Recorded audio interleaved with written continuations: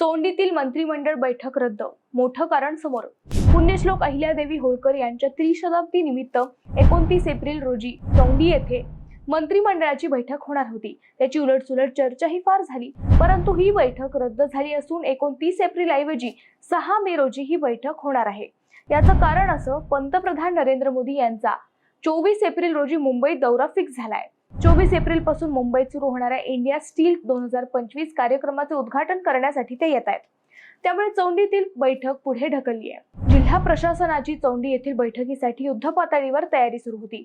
बैठकीसाठी आवश्यक असलेल्या सुविधा निर्माण करण्यासाठी प्रशासनाकडून निविदा प्रसिद्ध करण्यात आली होती।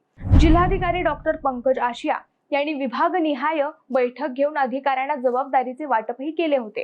परंतु पंतप्रधान नरेंद्र मोदी 24 एप्रिल पासून मुंबईत सुरू होणाऱ्या इंडिया स्टील 2025 कार्यक्रमाचे उद्घाटन करणार असल्याचं समजलं आणि नियोजन बदललं।